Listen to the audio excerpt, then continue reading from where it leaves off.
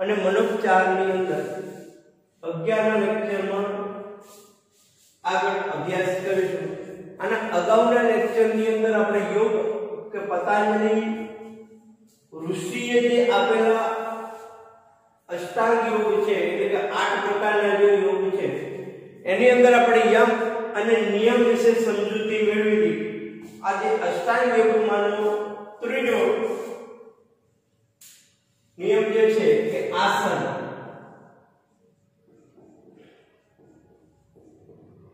એના વિશે અભ્યાસ કરવાનો છે। જો આસન એટલે મન અને શરીરને સ્થિર કરનાર ચોક્કસ પ્રકારની શારીરિક સ્થિતિ। જો આસન એટલે શું, તો કે આસન એટલે મન અને શરીરને ચોક્કસ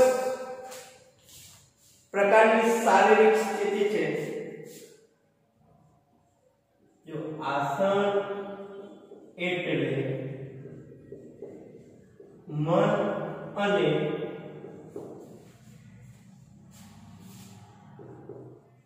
શરીરને સ્થિર કરી શરીરને સ્થિર કરનાર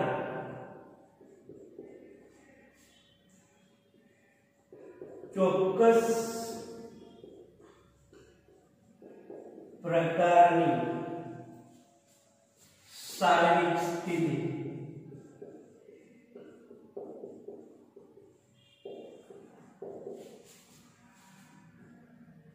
તો આસનની એક મહર્ષિ પતંજલિએ આપેલી વ્યાખ્યા છે કે મન અને શરીરને સ્થિર કરનાર ચોક્કસ પ્રકારની શારીરિક સ્થિતિ છે। એટલે કે જે તે વ્યક્તિ આસન કરવાથી આપણું મન અને આપણું જે શરીર સ્થિર થાય છે, કે શારીરિક રીતે આપણે મન અને શરીરને ચોક્કસ રીતે સ્થિર કરીએ છીએ, એના કારણે જે તે વ્યક્તિના મનની અંદર કોઈ પણ પ્રકારના મનોભાર આવતા નથી। એટલે કે કોઈ પણ પ્રકારનું દબાણ કે કોઈ પણ પ્રકારના વ્યક્તિ પ્રત્યેનો પૂર્વગ્રહ અથવા મનની અંદર કોઈ પણ વ્યક્તિના ખરાબ વિચાર નથી આવતા યોગ્ય પ્રમાણે આસન કરવાથી। જો આસનથી મનની અને શરીરની સ્વચ્છતા જળવાઈ રહે છે। બીજું કે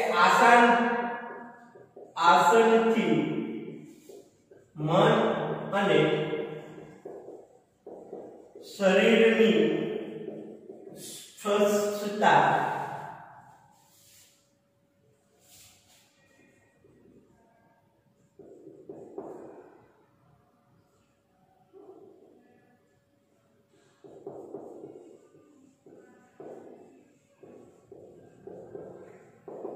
કે તમે યોગ્ય પ્રકારે આસન કરો તો આપણે મન અને શરીરની જે સ્વચ્છતા છે, તંદુરસ્તી, કે ક્યારે આપણે તમને અગાઉ કહ્યું ને કે ખોટા વિચારો ન લાવવા, જે પ્રકારે જો આસન આરામદાયક રીતે જરૂરી દેખરેખની નીચે થવા જોઈએ, પણ એની માટે જો મન અને શરીરને સ્વસ્થ રાખવાનો મતલબ એ છે કે આસન તમે આપણી ઈચ્છા પ્રમાણે આપણે જેમ કરીએ એવી રીતે નહીં, પણ આસન જે છે કે જેની યોગ્ય લોકોએ તાલીમ મેળવી હોય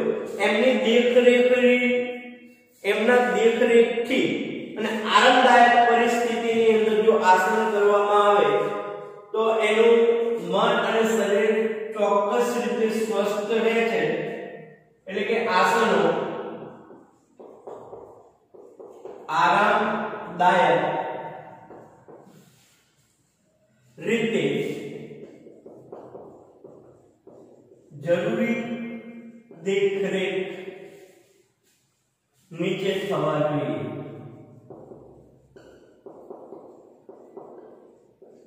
જો અષ્ટાયોગમાંનો જે ત્રીજો યોગ જે છે કે આસન, તો કે આસનથી શું થાય છે, તો કે મન અને શરીરને સ્થિર કરનાર એક ચોક્કસ શારીરિક સ્થિતિ છે કે જે લોકો યોગ્ય રીતે આસન કરે છે તો મન અને શરીર ત્યાં એની જગ્યાએ સ્થિર રહે છે। એક તો કે આસનથી મન અને શરીરની સ્વાસ્થ્ય જળવાય છે। જો યોગ્ય વ્યક્તિની દેખરેખ નીચે આરામદાયક પરિસ્થિતિની અંદર આસન કરવામાં આવે તો મન અને શરીર આ બંને સારું રહે છે અને શરીર મનની અંદર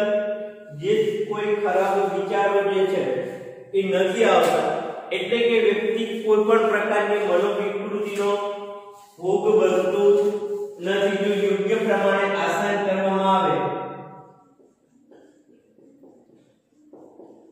પછીનો ચોથો યોગ છે પ્રાણાયામ. કે પ્રાણાયામ શું છે? તો કે પ્રાણાયામ એ એક પ્રકારની શ્વાસોશ્વાસની પ્રક્રિયા છે. જો પ્રાણાયામ એટલે શ્વાસોશ્વાસની ચોક્કસ પ્રક્રિયા.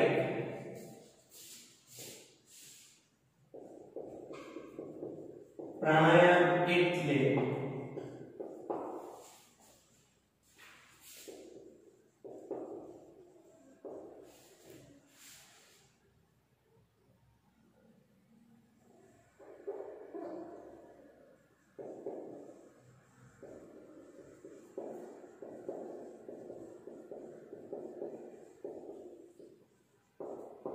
પ્રાણાયામ કોને કહેવાય? તો કે આપણી શરીરની જે શ્વાસોશ્વાસની પ્રક્રિયા કરીએ છીએ, શ્વાસ ખેંચવો, શ્વાસ છોડવો, જેને પૂરક અને રેચક તરીકે પણ ઓળખવામાં આવે છે. જો શ્વાસોશ્વાસની પ્રક્રિયા છે, સ્વયં સંચાલિત ચેતાતંત્ર અને મન પર કાબુ મેળવી શકાય છે. કે પ્રાણાયામ કરવાથી શું કરી શકાય? તો કે જે સ્વયં સંચાલિત આપણું જે ચેતાતંત્ર છે, એટલે કે સ્વયં સંચાલિત ચેતાતંત્ર અને મન પર કાબુ મેળવી શકાય છે. જો યોગ્ય માત્રાની અંદર શ્વાસોશ્વાસની પ્રક્રિયા કરીએ તો આપણા મન જે છે, આપણું ચેતાતંત્ર જે છે એના ઉપર અને મન ઉપર ચોક્કસ રીતે કાબુ મેળવી શકાય છે. આપણને કહ્યું કે પ્રાણાયામના ઘણા બધા પ્રકારો છે જે નિષ્ણાત વ્યક્તિની દેખરેખમાં થવા જોઈએ. જો પ્રાણાયામ પણ એક નિષ્ણાત વ્યક્તિ જે છે એની દેખરેખની અંદર થવા જોઈએ. કારણ કે અમુક લોકો જે છે શ્વાસોશ્વાસની જે પ્રક્રિયા કરતા હોય છે એ બિનજરૂરી રીતે શ્વાસોશ્વાસની પ્રક્રિયા કરતા હોય છે. એટલે શ્વાસ કેવી રીતે લેવો, શ્વાસ કેવી રીતે છોડવો, આ દરેક પ્રકારની જે ક્રિયા છે એ કોઈ પણ વ્યક્તિ કે જે સારો પ્રાણાયામ કરી શકે છે, જેનો યોગનો કોચ કેવો કોચ કહી શકાય, એવા વ્યક્તિની દેખરેખમાં જ્યારે કરવામાં આવે ત્યારે પ્રાણાયામથી મન અને ચેતાતંત્રને ચોક્કસ ફાયદો થાય છે. એટલે પ્રાણાયામથી પણ વ્યક્તિની જે મનોવિકૃતિઓ જે છે એને દૂર કરી શકાય છે. પાંચમું, પ્રત્યાહાર.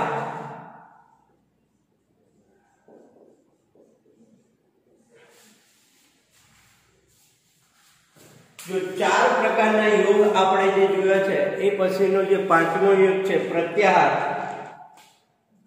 પ્રત્યાહાર એટલે બાહ્ય અને આંતરિક ઉદ્દીપકો પરથી ધ્યાનને પાછું ખેંચવું. જો પ્રત્યાહાર એટલે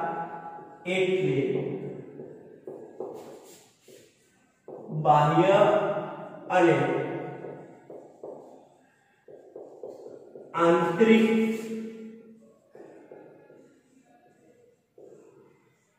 ઉદ્દીપકો પરથી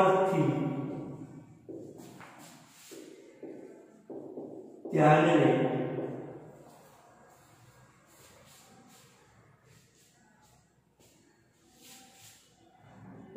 પાછું ખેંચવું. જો પ્રત્યાહાર એ શું છે કે આપણે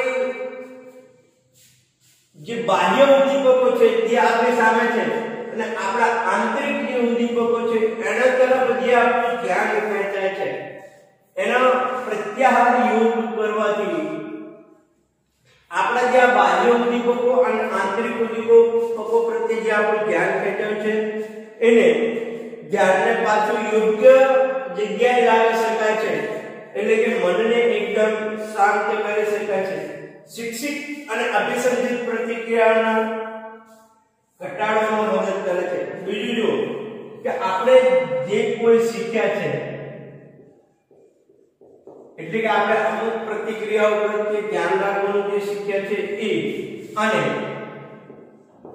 અભિસંધિત કે જે એવી પ્રતિક્રિયા કે કોઈ બીજી પ્રતિક્રિયા સાથે જોડાયેલી છે એવી શિક્ષિત અને અભિસંધિત પ્રતિક્રિયાને ઘટાડવામાં મદદ કરે છે। જો પ્રત્યાહારથી શું ફાયદો થાય છે તો કે પહેલો ફાયદો એ છે કે આપણા જે બાહ્ય અને આંતરિક ઉદ્દીપકો છે કે જ્યાં આપણું ધ્યાન સૌથી વધારે ખેંચાય છે એવી જગ્યાએથી પ્રત્યાહાર યોગ કરવાથી આપણું ધ્યાન પાછું યોગ્ય દિશા તરફ આવે છે। બીજું કે આપણે જે પ્રતિક્રિયાઓ શીખ્યા છે આ પ્રતિક્રિયા કે આ ઉદ્દીપક પ્રત્યે આપણે આવી પ્રતિક્રિયા કરવી કે એક પ્રતિક્રિયા સાથે બીજી પ્રતિક્રિયા જે જોડાઈ રહી છે આ બે પ્રતિક્રિયાને ઘટાડવામાં પ્રત્યાહાર મદદ કરે છે। જો યોગ્ય વ્યક્તિ દ્વારા કે એની દેખરેખ દ્વારા આપણે જો આ પ્રત્યાહાર યોગ કરીએ તો પણ આવા બાહ્ય કે આંતરિક ઉદ્દીપકો પ્રત્યે ધ્યાનથી આપણું પાછું યોગ્ય દિશા તરફ આવે છે। તો શિક્ષિત અને અભિસંધિત જે પ્રતિક્રિયાઓ છે એ તરફ પણ આપણું ધ્યાન પાછું યોગ્ય તરફ આવે છે। છઠ્ઠું ધારણા।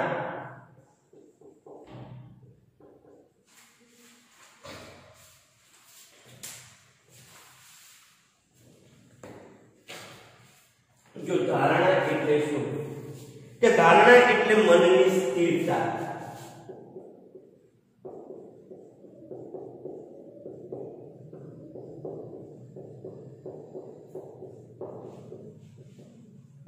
સુધારણા એટલે કે મનની સ્થિરતા એટલે કે મનને કોઈ પણ એક બાબત ઉપર કેન્દ્રિત કરવું એટલે એને ધારણા કહી શકાય। જો ધારણામાં વ્યક્તિએ પોતાના મનને શાંત રાખી સતત અને લાંબા સમય સુધી અને કોઈ વસ્તુ કે વિષય પર ટકાવી રાખવાના પ્રયાસો કરવાના છે। કે ધારણા યોગની અંદર જે વ્યક્તિએ શું કરવાનું છે તો કે ધારણામાં વ્યક્તિએ પોતાના મનને શાંત રાખી એટલે કે મનને શાંત રાખવાનું સતત અને લાંબા સમય સુધી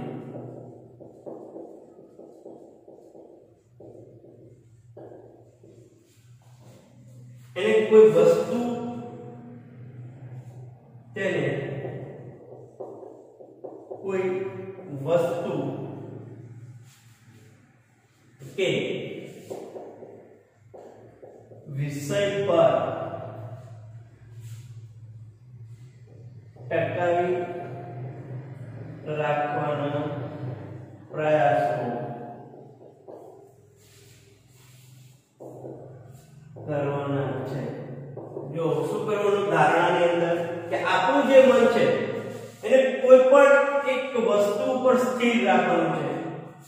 એક તો પહેલા મનને શાંત રાખવું સતત અને લાંબા સમય સુધી કોઈ પણ એક વસ્તુ ઉપર ધ્યાનને ટકાવી રાખવું આના પ્રયાસો આપણે કરવાના છે। જો મન આપણું કોઈ એક વસ્તુ ઉપર ના ટકી શકે તો એને ટકાવવાનો પ્રયત્ન કરવાનો।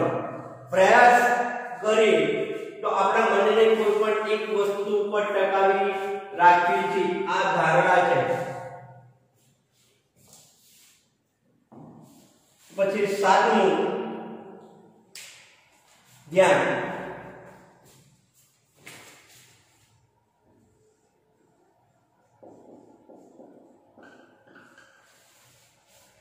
ધ્યાન એટલે પણ આપણને ખબર પડી જાય કે ચોક્કસ વસ્તુ ઉપર મનને કેન્દ્રિત કરવાની વસ્તુ।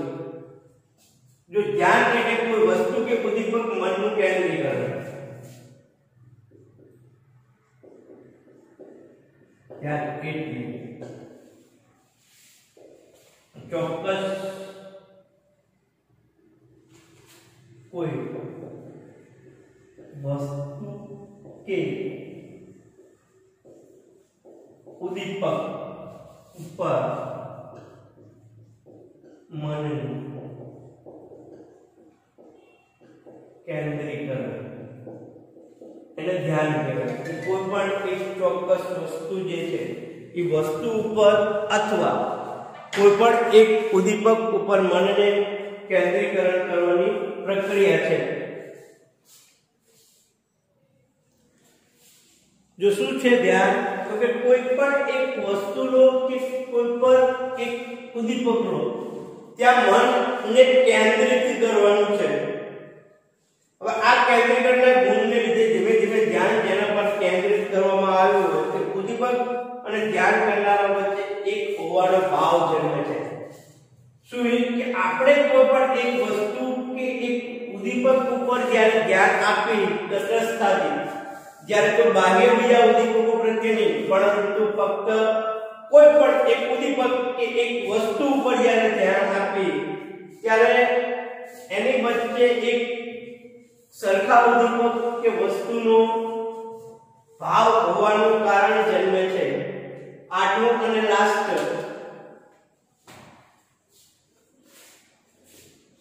સમાધિ. જો આમ જોવા જઈએ તો આ બધા જીવો જો છે કે એક સમાન લાગે પરંતુ સમાન નથી. આ બધા એકબીજાને પર્યાય કહી શકાય પરંતુ એક સાથે સમાન ના કહી શકાય. જો સમાધિ એટલે ધ્યાન કરનારા અને ધ્યાન ના ઉદ્દીપક બંનેનું એકીકરણ.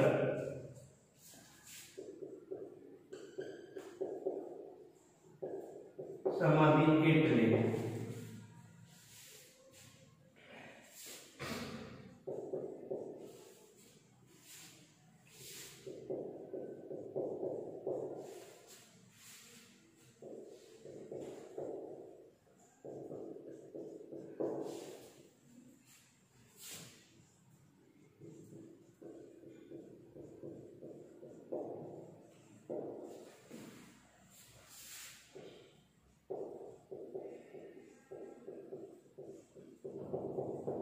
શું સમાધિ એટલે કે જે ધ્યાન કરનારા અને ધ્યાનના ઉદ્દીપકો જે છે એ બંનેનું એકીકરણ.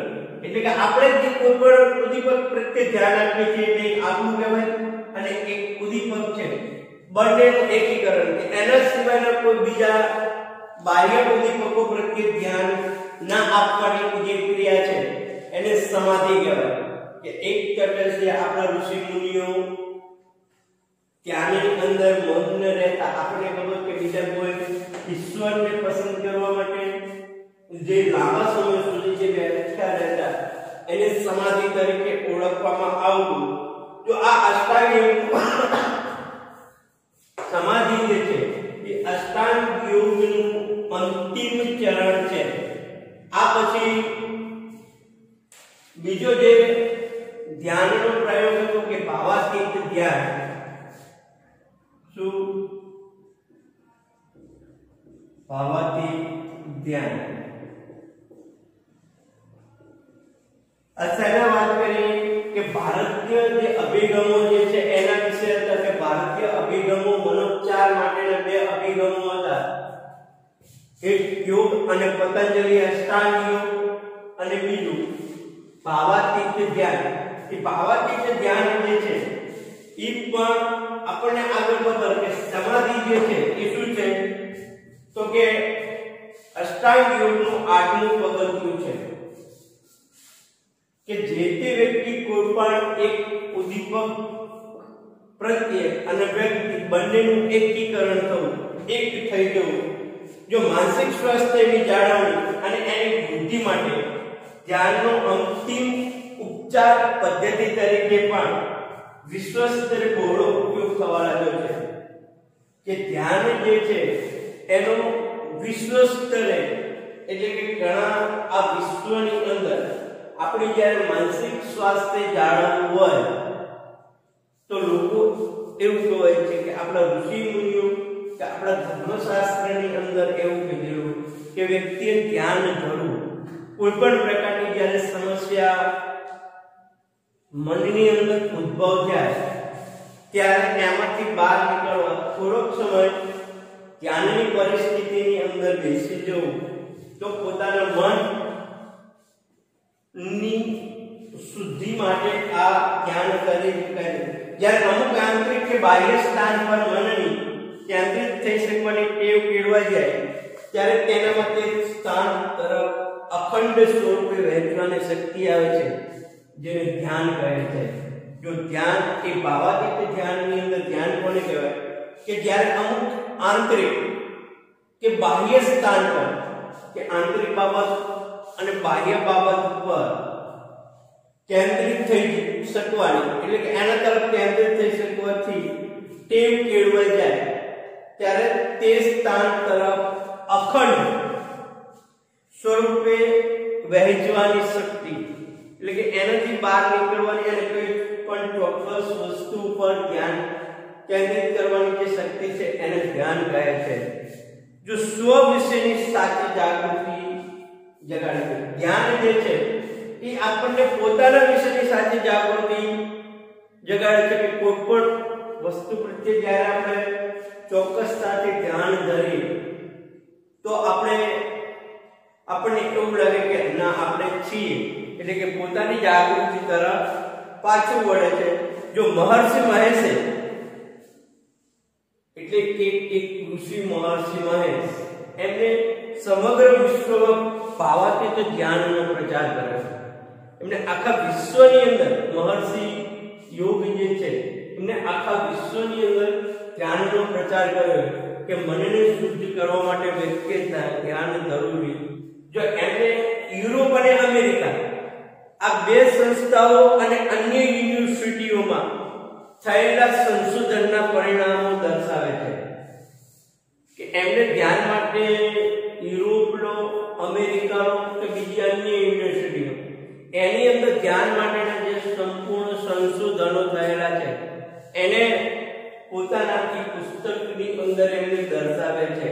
જો ભાવાતીત ધ્યાનને પરિણામે કે ભાવાતીત ધ્યાન કરવાથી મનોશારીરિક ક્રિયાઓમાં સુધારો આવી શકે છે.